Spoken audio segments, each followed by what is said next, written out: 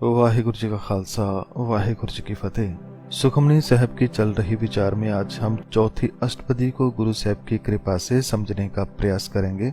इस अष्टपदी में गुरु साहब ने हमें याद दिलाया कि जिस परमात्मा ने हमें रहने के लिए धरती दी, हवा, पानी आदि बहुत सारे जीने के लिए कुदरती तोहफे दिए, और तो और हमें आंखें, कान, नाक, हाथ, पांव आदि देकर इस कुदरत को देखने और उसमें से परमात्मा को याद करने का मौका दिया। जिसने हमें इतने तोहफे दिए उसे तो हमें हर पल याद करना चाहिए, याद रखना चाहिए, पर इंसान इसके उलट ही चल रहा है। उसे भूलकर जीवन को ये तबाह करता जा रहा है। और गुरु साहब इस अष्टपदी में क्या क्या समझा रहे हैं, उससे पहले चौथी अष्टपदी में जो पहला श्लोक है, आइए सबसे पहले उसको पढ़ते हैं और साथ में अर्थ भी जानते हैं। श्लोक। निर्गुणयार एआन्या सो प्रभ सदा समाल, जिन किया तिस चीत रख, नानक निभहि नाल। अर्थात है गुणवहीन एवं अज्ञान बने हुए जीव उस ईश्वर को सदैव स्मरण कर जिसने तुम्हें सब कुछ दिया। हे नानक, जिसने तुझे उत्पन्न किया है, जिसने तुम्हें जीवन दिया है, उसको अपने हृदय में बसा। एक वही है जो हर पल तेरा साथ देगा, केवल ईश्वर ही तेरा साथ देगा। तो ये एक बहुत ही प्यारा श्लोक गुरु साहब ने फरमाया। इस श्लोक के आसपास ही पूरी अष्टपदी चलती है, जिसे हम गुरु साहब की कृपा से समझते हैं। अष्टपदी। रमैया के गुण चेत प्राणी, कवन मूल ते कवन दृष्टाने। संगत जी, इस पंक्ति की खूबसूरती देखें कि यहाँ पर परमात्मा का नाम पहले हर आया था, प्रभ आया था, अब रमैया लिखा है, यानी किसी भी नाम में कोई भेदभाव नहीं। इसके बाद रमैया के गुण, तो अब यहाँ पर हर का नाम नहीं लिखा, अब यहाँ पर रमैया का भाव हर का गुण लिखा है। जिसे पहले गुरु साहब फरमाते हैं कि नाम का सिमरन करो, अब उसी बात को खोल कर बता दिया का नाम भाव गुणों को याद करो, चेते करो। चेते पंजाबी का शब्द है, सिमरन संस्कृत का शब्द है और याद हिंदी का। तो गुरु साहब फरमाते हैं कि ऐ प्यारे मन, तो रमैया के गुण को याद कर, उसका स्मरण कर। ये सोच कि तुम एक छोटे से बीज से तुम्हारा कितना सुंदर शरीर परमात्मा ने बना दिया है, तेरी कितनी प्यारी सूरत बना दी है, जिसने तुम्हें इतना प्यारा बनाया, इतना सुंदर जीवन दिया, इतना प्यारा शरीर दिया। उस प्यारे परमात्मा को हमेशा याद रख। जिन तू साज सवार सिगारिया, गर्भ अगन मह जिन्ह उबारिया। गुरु साहब हमारे बचपन की बात करते हुए फरमाते हैं कि भाई, उस प्रभु को याद कर जिसने तुम्हें इतना प्यारा शरीर दिया, जीवन दिया। याद करो जब तुम छोटे थे कितने प्यारे थे, हर कोई तुम्हें अपनी गोद में खिलाता था। और सोचो कि इससे भी पहले, जन्म से पहले जब तुम गर्भ में थे, तो वहां की जठरा अग्नि से भी, उस तपिश से भी तुम्हें परमात्मा ने बचा कर रखा था, जिसने तुम्हें हर समय बचाया, तुम्हें जीवन दिया। उसके गुण हमेशा याद रख, उसको हमेशा अपने मन में बसा। उसके बाद बचपन और जवानी के बारे में गुरु साहब अगली पंक्ति में फरमाते हैं कि बार व्यवस्था तुझे प्यारे दूध, पर जोवन भोजन सुख सूद। सूद यानी सूझबूझ। भाव जब बाल उम्र में था तब भी तुम्हारा ख्याल रमैया अकाल पुरख परमात्मा ने रखा। संगत जी, छोटे से बच्चे को, चाहे वह इंसान का बच्चा है या किसी और जीव का, किसी को बताना नहीं पड़ता कि भूख लगे तो क्या करना है। ये परमात्मा की तरफ से एक तोहफा होता है। समझ होती है कि बच्चे को जब माँ उठाती है तो वह दूध पीने लगता है। और गुरु साहब फरमाते हैं कि ये सूझ भी परमात्मा ने दी है। और जब बच्चा थोड़ा बड़ा हुआ, जब नौजवान हो जाता है, तब भी उसके खाने पीने और सभी सुख सुविधाएं परमात्मा उसे देता है। परमात्मा ने हमारे जन्म से पहले ही सब कुछ धरती पर जमा कर रखा है। हमारे खाने पीने के लिए हमारी सुख सुविधाएं पहले से मुहैया करवा कर रखे हैं। संगत जी, परमात्मा को सोच को आप देखिए कितने विशाल हैं। जब इस धरती पर थोड़े से लोग होंगे तब भी उन्हें भोजन मिलता था, और आज करोड़ों अरबों हैं, फिर भी सबके लिए भोजन है। ये परमात्मा की ही कृपा है जो उसने हमारे जन्म से कई करोड़ साल पहले हमारे लिए सब कुछ पैदा किया, जो आज भी खत्म होने वाला नहीं है। और अब जवानी के बाद बुढ़ापे की बात करते हुए गुरु साहब अगली पंक्तियों में फरमाते हैं कि बिरद भया ऊपर साक सैन, मुख अप्याऊं बैठ को दैन। जब इंसान बिरध हो जाता है, उससे न चला जाता है न खाया जाता है। गुरु साहब फरमाते हैं कि तब भी यह इंसान तुझे देखने के लिए, तेरी देखभाल के लिए तेरे साथी मित्र रिश्तेदार वह भेजता है, जो तेरे मुख में खाना डालते हैं।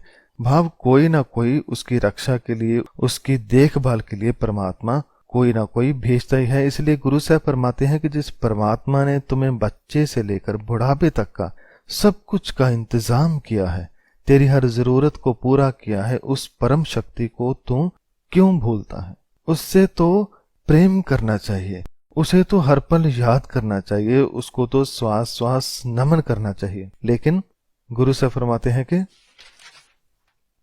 एह निर्गुण गुण कछु न बूझै, बख्श ले तो नानक सीझै।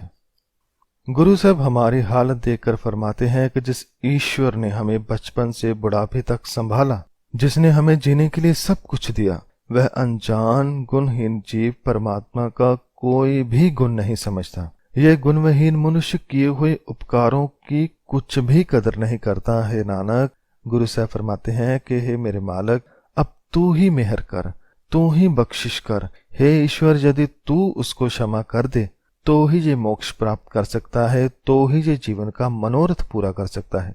संगत जी, हम चाहे लाख भगवान को भूल जाएं, लेकिन वह हमें कभी नहीं भूलता। हम एक बार याद करें तो वह सुनता है। हम लाख गलतियां करें, वह पिता की तरह गले लगाता है, क्षमा करता है, आगे सही रास्ता दिखाता है। तो यहाँ तक एक बंद पूरा होता है। इसके बाद दूसरा बंद भाव दूसरा पदा शुरू होता है। संगत जी, दूसरा जो पदे का सार है वह आखिर की पंक्तियों में है। तो गुरु साहब फरमाते हैं कि जह प्रसाद तर ऊपर सुख बसह, सुत प्रात मीत बनिता संग हसह। हे मनुष्य, हे प्रिय मित्र, जिस परमात्मा ने तुम्हें रहने के लिए धरती दी, जिसकी कृपा से तू धरती पर सुखपूर्वक रहता है, जिसने तुम्हें परिवार दिया और तू अपने पुत्र, भाई, मित्र एवं पत्नी आदि परिवार के साथ हंसता खेलता है, और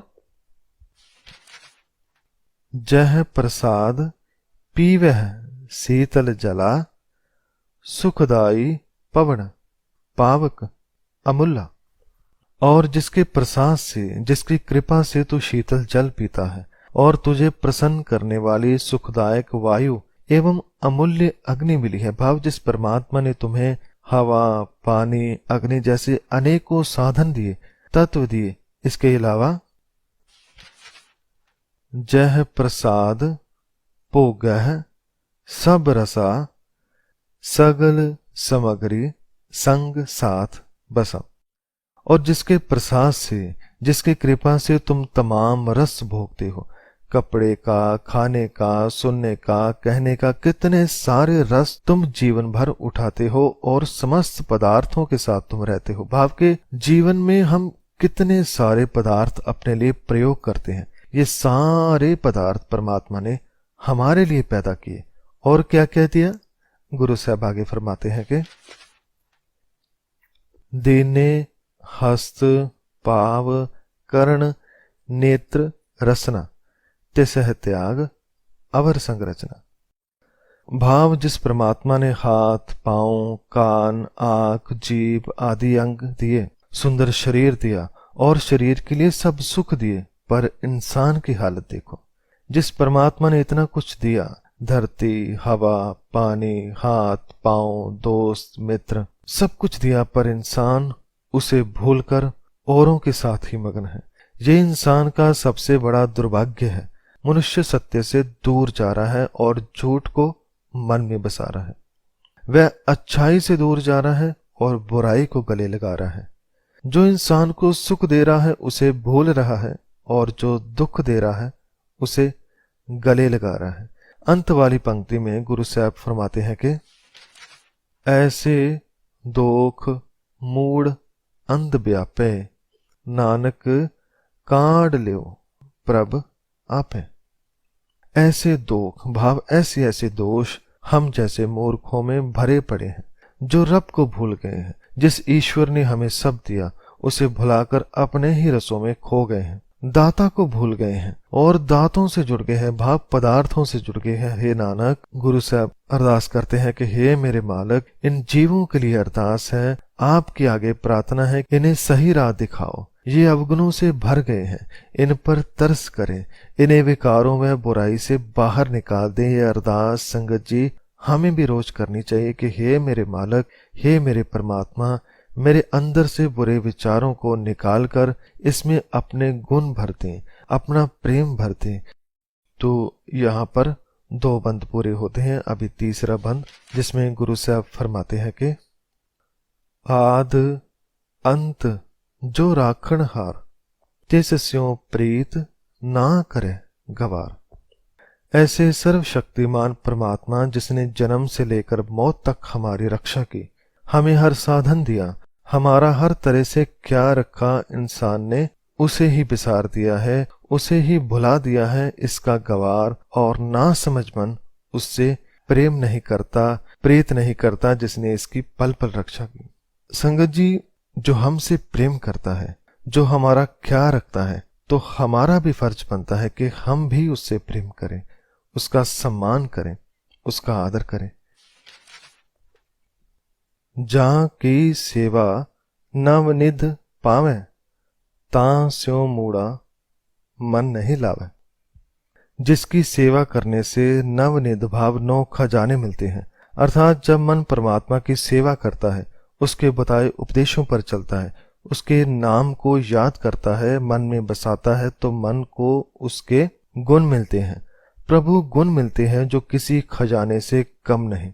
पर मूढ़ मन उस परमात्मा से मन नहीं लगाता, न उसकी सेवा करता है, न उसे याद करता है, न उससे प्रेम करता है, और गुणहीन घूमता है। जो ठाकुर सद सदा हजूरे, ताको अंधा जानत दूरे। संगत जी, गुरबानी तो हमें बार बार समझाती है कि वह ठाकुर परमात्मा तो सदा हमारे पास है, हमारे अंदर है, हमारे अंग संग है, पर जिसका मन बुराई से भरा है, जिसके मन में अज्ञानता का अंधेरा है, वह उसे कहीं दूर ही समझता है। वह सोचता है कि वह तो कहीं दूर बैठा है, किसी और ही दुनिया में है, इसलिए वह मन मर्जी करके अपने अवगुणों में फंस के और ज्यादा अज्ञानता की दलदल में फंस जाता है। जा की टहल पावे दरगह मान, तिसे बसारे मुग्ध अजान।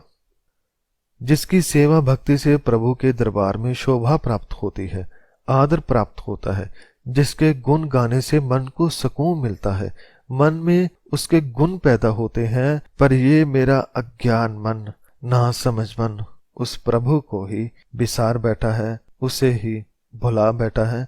सो ऐसी दशा मन की है जो ना समझ हो गया है। अंत वाली जो तीसरे बंद की पंक्तियां हैं, उसमें गुरु साहब फरमाते हैं, अरदास करते हैं, सदा सदा यह भूलनहार, नानक राखनहार अपार। कि हे राखनहार अपार प्रभु परमात्मा, ये जीव तो सब कुछ भुला बैठा है, कृपया इसे माफ कर दें। ये तो सदा भूलता है, पर तू तो बख्शनहार है, तो कृपा कर, मेहर कर, इन्हें सही राह दिखाओ, इन्हें भी अपने मार्ग पर लगाओ। तो इस अरदास के बाद चौथा बंद शुरू होता है, जिसमें गुरु साहब फरमाते हैं कि रतन त्याग कौड़ी संग रचै, साच छोड़ झूठ संग मचै। भगवान ने इंसान को रतन दिया, पर ये कौड़ियों के पीछे भागता है। भगवान ने इसे सत्य दिया, पर ये झूठ के संग नाचता है। कहने का भाव, रतन दिया, नाम दिया, गुण दिए, अच्छा जीवन दिया, पर इसने न जीवन की कदर की, न परमात्मा की कदर की, न परमात्मा की वाणी की कदर की, और झूठ की अग्नि में जल जल कर जीते जी नरक जैसी हालत में ये जी रहा है। और मन क्या क्या करता है?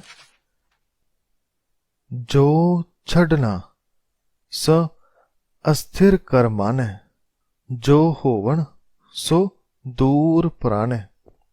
भाव जिसको छोड़ना है, अवगुणों को, माया को, बुरी संगत को, उससे ये लिपट कर बैठा है, उसे अपना बनाकर बैठा है, उसे सत्य मानकर बैठा है। और जो चीज होनी है, यानी जब बुरे कर्म करेंगे तो मन भीतर से दुख पाएगा, बेचैन होगा, ये उसकी सजा है। जैसे जैसे कर्म करता जाएगा वैसे वैसे फल खाएगा, ये होना ही है, ये सत्य है। पर मन सोचता है कि ये बहुत दूर की बात है, ऐसा कुछ होने वाला नहीं, और ऐसा सोचकर और बुराई के जाल में फंसकर अपना आत्मिक आनंद गवा लेता है।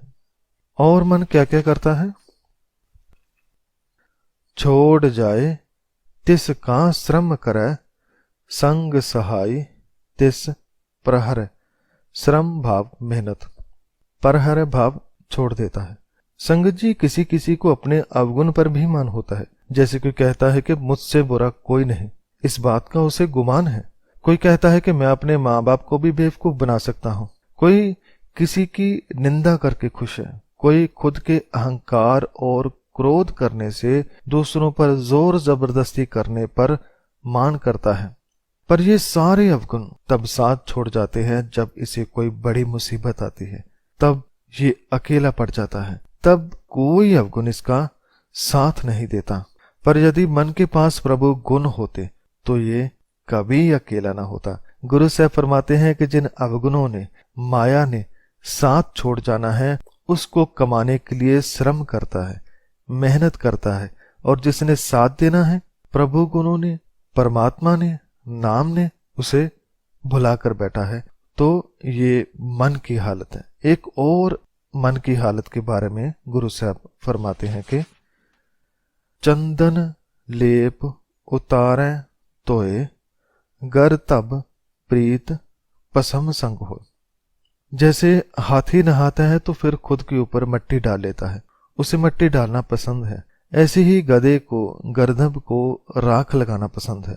गुरु साहब फरमाते हैं कि गधे को चाहे चंदन का लेप लगा दो, वह चंदन उतार देगा और फिर से राख अपने ऊपर लगा लेगा। पर गुरु साहब फरमाते हैं कि ये तो उसका स्वभाव है। पर ऐ मन, तू क्यों गधे की जून में जी रहा है? तुम्हें चंदन जैसा रब का नाम दिया, उसके गुण दिए, उसकी भक्ति दी, पर तू उसे उतार देता है और उतार कर अपने ऊपर बुराई की राख मल लेता है, विकारों की भस्म लगा लेता है। ऐसा क्यों करता है? गुरु साहब इस आखिरी बंद में भोले भटके मन के लिए प्रार्थना करते हैं और फरमाते हैं कि अंध कूप मह पतित विकराल, नानक कांड लियो प्रभ दयाल।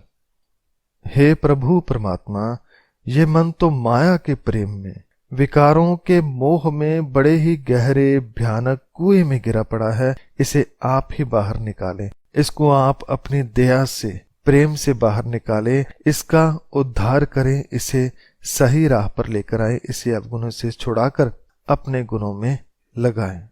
तो इस अरदास के बाद 5वें बंद की शुरुआत होती है, जिसमें गुरु साहब फरमाते हैं कि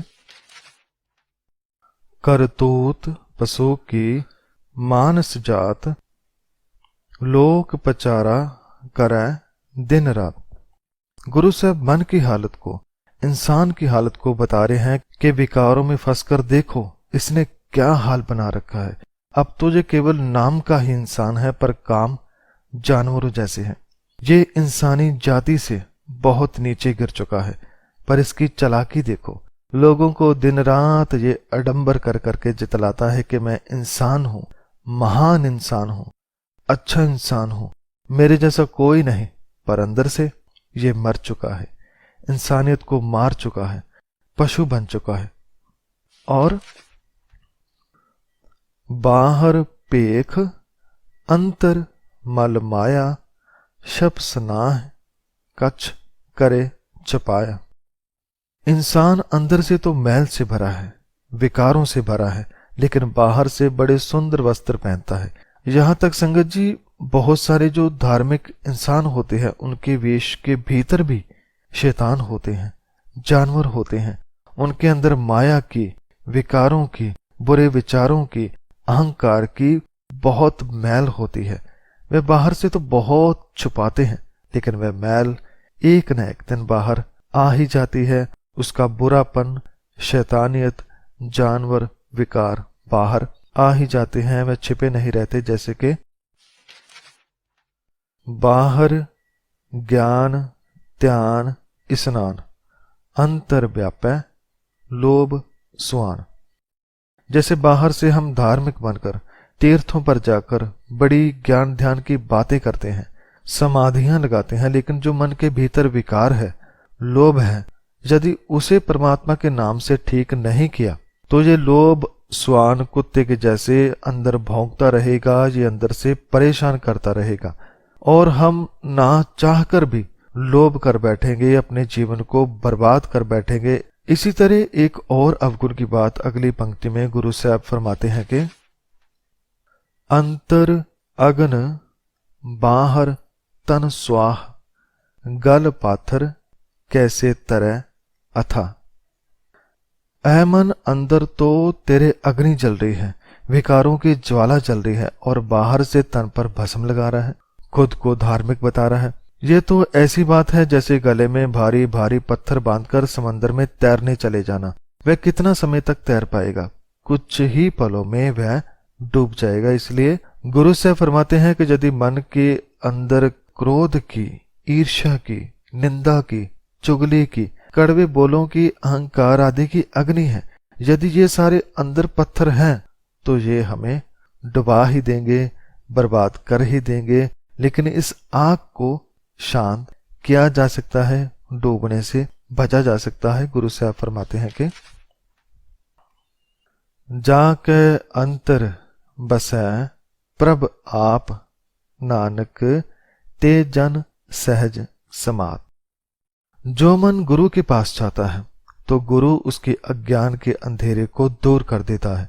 भाव उसके अंदर जो ज्योति है उसका पता बता देता है, उसे उन गुणों से मिलवा देता है जो उसे अच्छाई से जोड़ते हैं, नाम से जोड़ते हैं, परमात्मा से जोड़ते हैं। तो गुरु साहब फरमाते हैं कि जिस मन के अंदर परमात्मा बस जाता है, भाव जिसे अपने अंदर की समझ आ जाती है, फिर वह टिक जाता है, फिर वह सहज में आ जाता है, उसके अंदर की अग्नि शांत हो जाती है, वह डूबने से बच जाता है, उसका मन एक के साथ जुड़कर आनंद पाता है। तो ऐसे मन बचता है। उसके बाद अगला बंद शुरू होता है जिसमें गुरु साहब फरमाते हैं कि सुन अंधा कैसे मार्ग पावे, कर गह लेह ओढ़ निभावे। गुरु साहब समझा रहे हैं कि मन तू सही राह पर चल, पर हम चलें तो कैसे चलें? हम तो विकारों के कारण अंधे, बहरे, गूंगे और लंगड़े हो चुके हैं। जैसे कि गुरु साहब फरमाते हैं कि यदि कोई अंधा हो तो उसे कोई आवाज लगाए कि इस तरफ आओ तो वह नहीं आ सकता। ऐसे ही हम मन को कहते हैं कि इधर चलो, परमात्मा की राह पर चलो, तो वह नहीं चलेगा, उसे हाथ पकड़ कर लेकर जाना होगा। जैसे अंधे का कोई हाथ पकड़कर रास्ता पार करवाता है तो वह पार हो जाता है।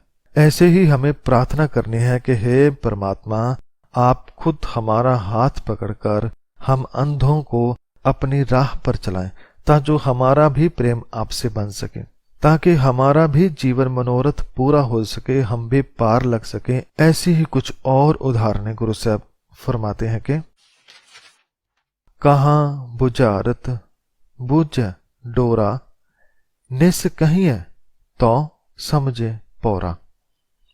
निस का भाव यहाँ पर रात है और भोरा का दिन। जैसे अंधे मन को अच्छाई दिखाई नहीं देती, ऐसे ही जो मन बहरा है, डोरा है, उसे कितनी भी अच्छी बातें बताओ उसे प्यारी नहीं लगेंगी। उसे आप कितना भी कहो कि सही राह पर चलो, वह गलत राह पर ही जाएगा। उसे कहो रात है तो वह कहेगा दिन है। तो जिसका मन ही बहरा है, जिसने अच्छाई की तरफ से मन को रोक रखा है, वह बहरा मन खुद के जीवन को और गहरे अंधेरे में ले जाता है। और कहाँ बिसन पद गावे गुंग, जतन करे तो भी सुर भंग। ऐसे ही जो मन गूंगा हो गया है, जिसके मुंह ने अच्छाई बड़ी बातें करनी छोड़ दी हैं, जिसके मुख से केवल विकार निकलते हैं, जो बुरी तरह से दलदल में फंसा है, उस गूंगे मन को कितना भी परमात्मा के श्लोक पढ़कर सुनाओ, विष्णु पद सुनाओ, वह उसे गा नहीं पाएगा। उसका मन तो सत्संग में जाकर भी तड़पता है कि कब यहां से उठकर चला जाऊं।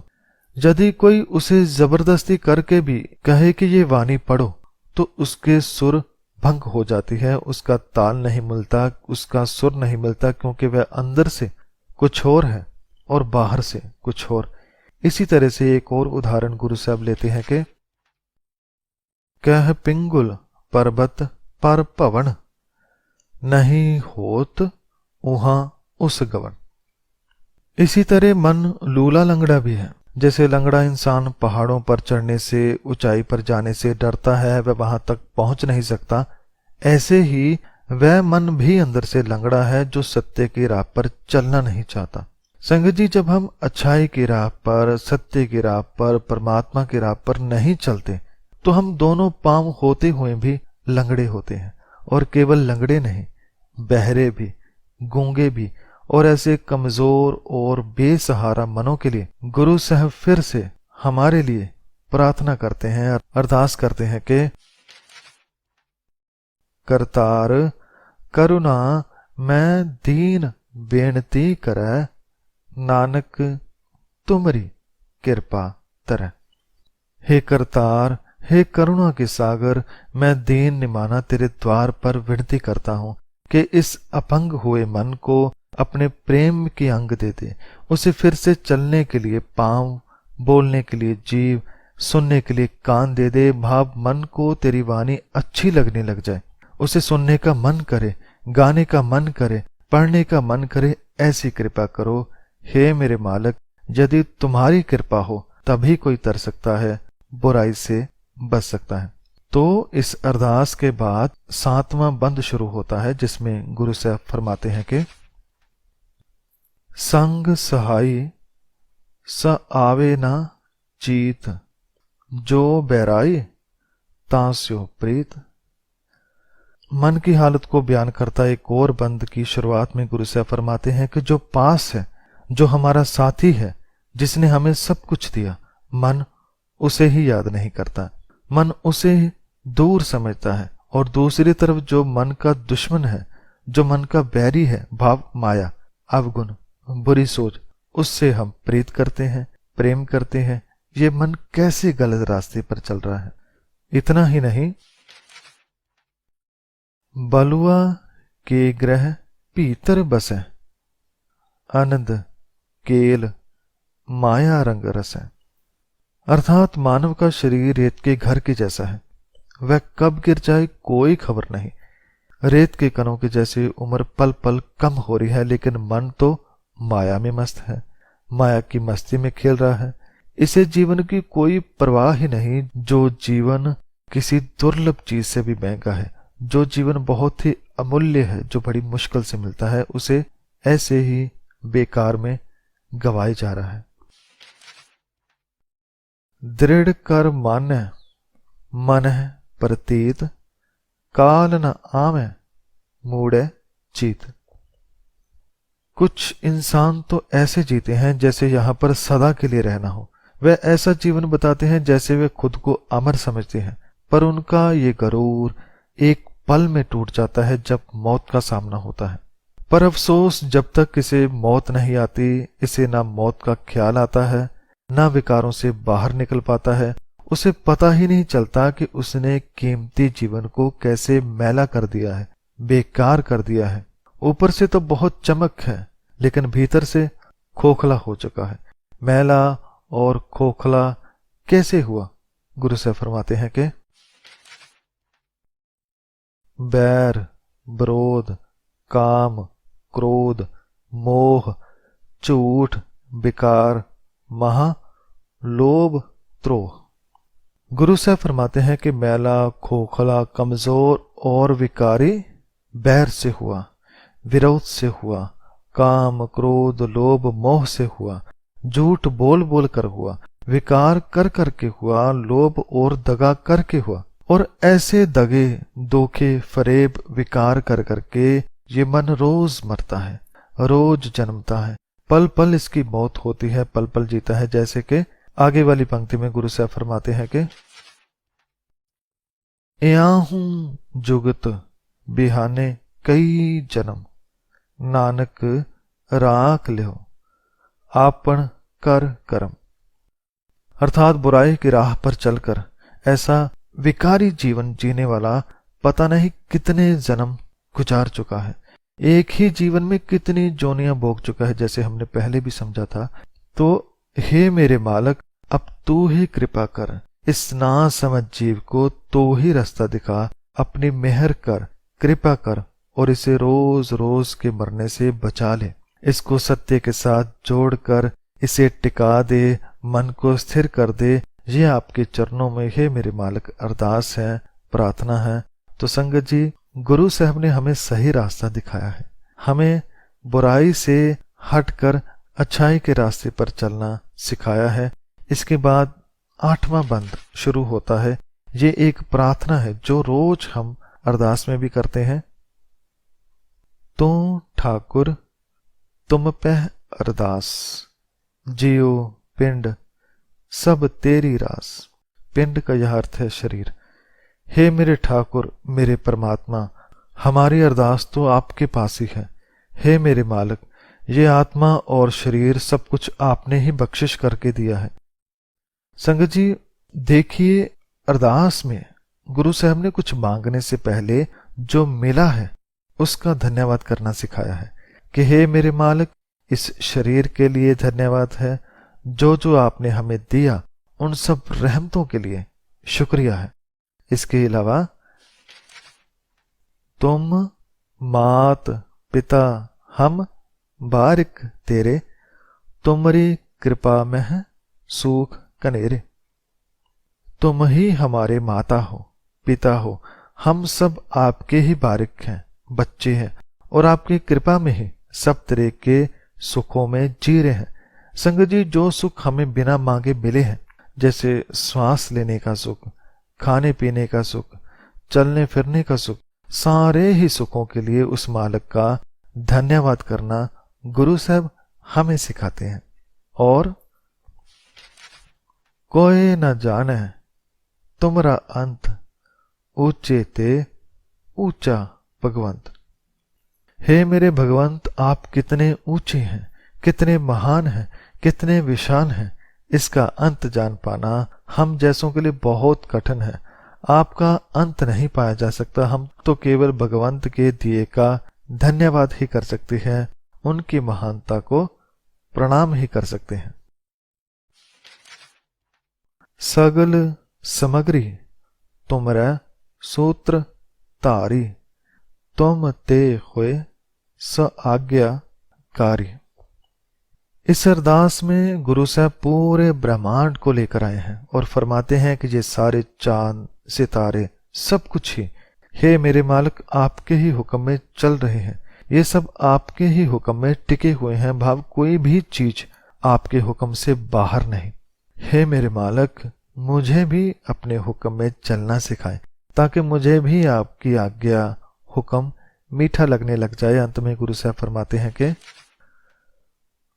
तुमरी गात मित तुम ही जानी, नानक दास सदा कुर्बानी।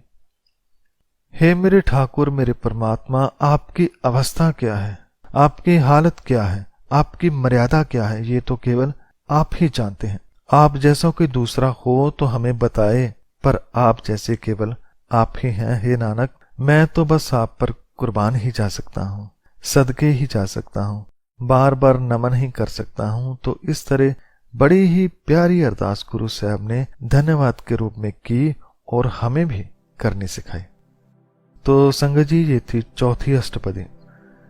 इस चौथी अष्टपदी में गुरु साहब ने समझाया कि जो मिला है यदि उसका बार बार शुक्रिया करे फिर भी कम है, पर हम धन्यवाद तो क्या उसे याद भी नहीं करते। जिसने रहने के लिए पृथ्वी, सांस लेने के लिए हवा, खाने पीने के लिए भोजन, साथ देने के लिए साथी दिए, जिसने सब कुछ हमारे लिए पैदा किया, उसे भूल गए हैं। हमें परमात्मा को, ईश्वर को, एक ओंकार को कभी भी भूलना नहीं चाहिए, सदा याद रखना चाहिए। तो ये थी इस अष्टपदी की विचार। साहिब श्री गुरु ग्रंथ साहिब जी महाराज जी का बहुत बहुत धन्यवाद, जो उन्होंने हमें हमारी हालत के बारे में बताकर हमें जगाया और समझाया कि हमें क्या करना है। और संगत जी, आप सबका भी धन्यवाद इस विचार को सुनने के लिए। वाहिगुरु जी का खालसा, वाहिगुरु जी की फतेह।